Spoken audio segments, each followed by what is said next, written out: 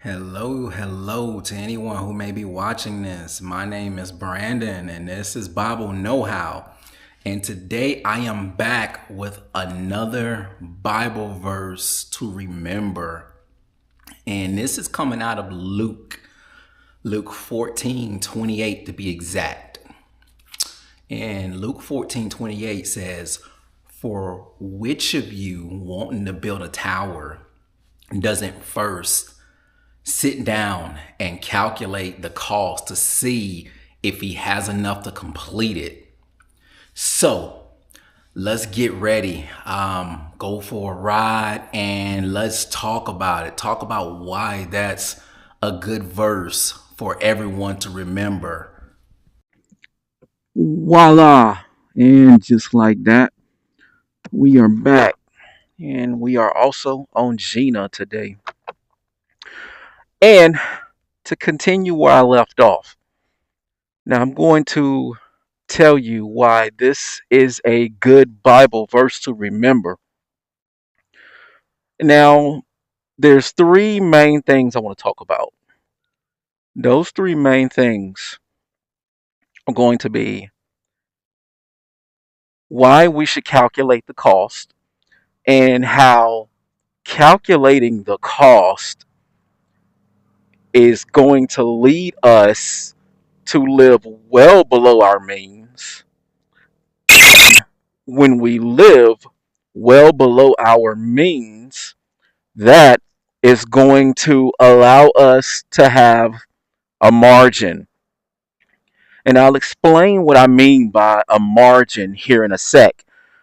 We're going to get on this thing and we're going to ride. And well, I'm going to ride, and hopefully you guys are going to listen and hopefully hear what I have to say.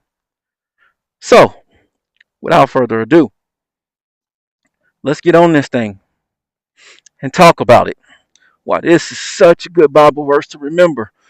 And the main thing so good about this Bible verse to remember, um, it's going to save your finances. All right,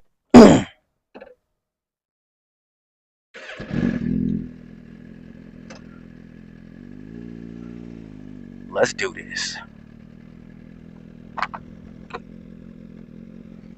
So, the reason why it's always a good idea to calculate the cost,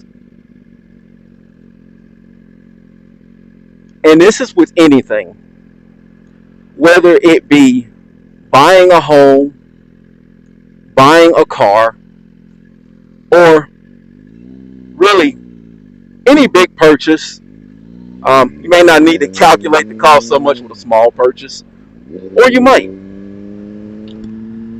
But when you calculate the cost like you should, and like I said, this is something you should do with everything. I mean, cars are expensive today. Homes are very expensive today. If I'm not mistaken, the average car is around 50,000, and I don't know the exact average of a new home today, but it may be between 4 and 500,000. So we're talking about, either close to half a mil or about $500,000. So you definitely need to calculate the cost. Well, in doing that and calculating the cost on whatever purchase it is, you also need to make sure you're living well below your means.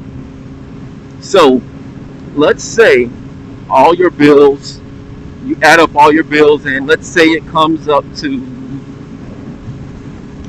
we'll say 2,000. Obviously, that number is going to change for everyone. It's going to look different for everyone. But let's say everything comes up to 2,000: groceries, rent, or mortgage, car note. Well, let's say you only make $2,100 a month. So that only leaves you for $100 for your margin. That's not good. It's not a good place to be in.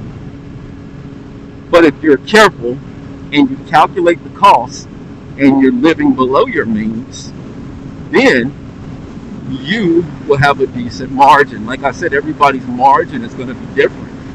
Now, let's just say a person's bills come up to $3,000, and let's say they make about $4,500 a month. And I'm talking take home. I'm not talking about before tax. Talking about after taxes. Let's say they take home $4,500. So after the bills are paid, they've got a margin of about $1,500, and that's huge. Well, you having a margin is going to allow you to be able to save money. Not only that, if investing is your thing, it's going to allow you to be able to have money to invest and just be able to do other things. And I'm telling you, as expensive as things are today, you do not want to be without a margin. I don't care how much money you have or make, you don't want to be without a margin. And I'm going to tell you why. Things will pop up. And I'm talking like you'll be humming along and life just happens. And when that happens, you having a margin, it leaves you better prepared for that, for the unexpected. You'll have birthdays that pop up, whether it be your spouse, parent, your kids, or just somebody close to you.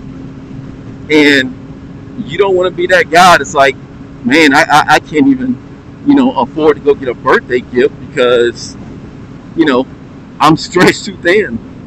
All the money that I make is pretty much gone because, I only have $100 or $200 of margin.